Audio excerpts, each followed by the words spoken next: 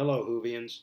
Tonight's story, The Talons of Weng Chiang, contains situations and language that will most certainly offend people.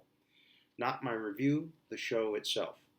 On BritBox, where I watch these classic episodes, there is a disclaimer before each episode saying as much. Whoopi Goldberg, in her foreword for the remastered classic Looney Tunes cartoons, said this about racial insensitivity, that to ignore these things is to say they never happened.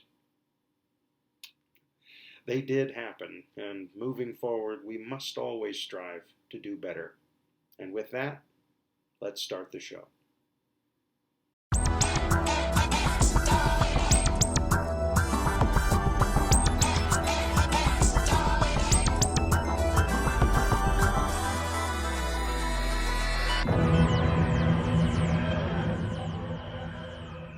Hello, Whovians, it's Lopez with the new Who Review, and tonight's episode, The Talons of Weng Chiang. No, you goof, that's Wang Chung. No, we're not doing that bit. The TARDIS lands in foggy London towards the end of the 19th century, and the Doctor and Leela must hit the cobblestones running. There are strange goings-on at the Palace Theatre. The master magician Lee Sin Chang and his puppet Mr. Sin are packing the house every night with amazing feats of prestidigitation. But Chang answers to a master as well, the ancient god Wang Chiang, an evil force in pursuit of a lost time cabinet. A number of young girls are missing. Evidence of giant rats. The police are baffled. And what might the mysterious magician of the Orient, Lee Sin Chang, have to do with all of this? The game is afoot.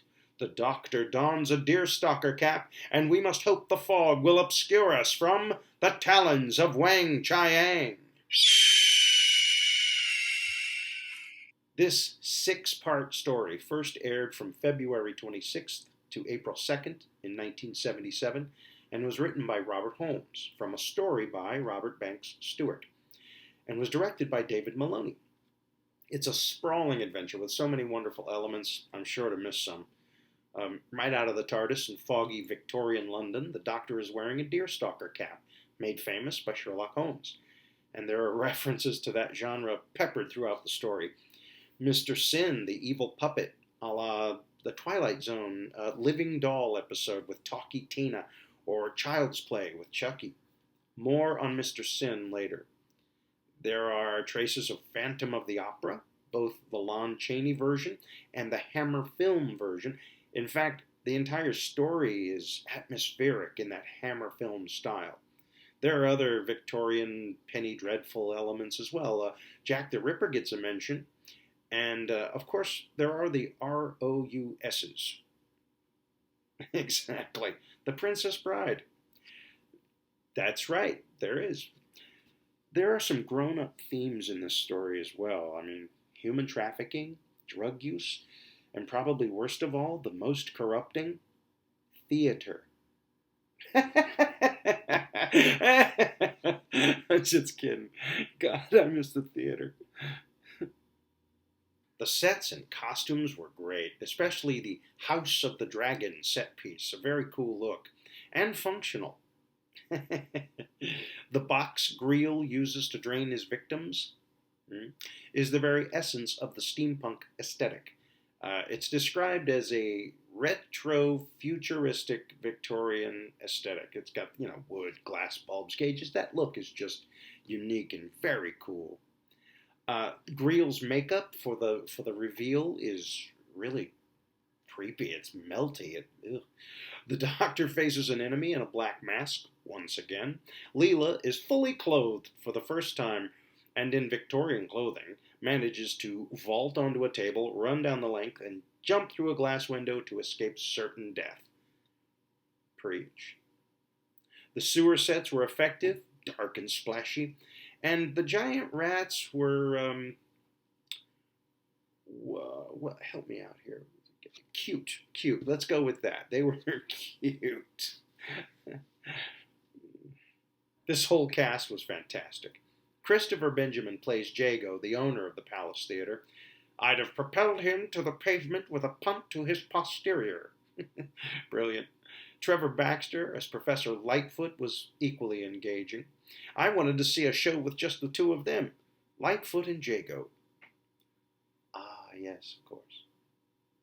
John Bennett played the magician Li Sin Chang with a menacing purpose as he serves his master, and with equal sadness in his last moments, regretting his life and dying at last in an opium den.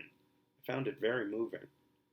Weng Chiang, played with great menace by Michael Spice, turns out to be a fugitive war criminal from the 51st century named Magnus Greel. Not a god, but an evil, mortal man trying to outrun death with a faulty mind and dodgy science. Mr. Spice was also the voice of Morbius in the previous story, The Brain of Morbius. And Mr. Sin, played by Deep Roy. As it turns out, the puppet was the master all along.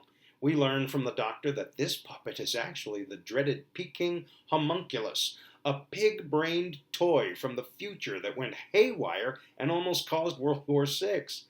Time travel did not mellow this little guy out if the scene where he goes ballistic with the dragon zapper on his own men is any indication. You might not know his name, but you know Deep Roy. His resume is deep too. Hush. If you've seen Tim Burton's Charlie and the Chocolate Factory, Deep Roy was all the Oompa Loompas.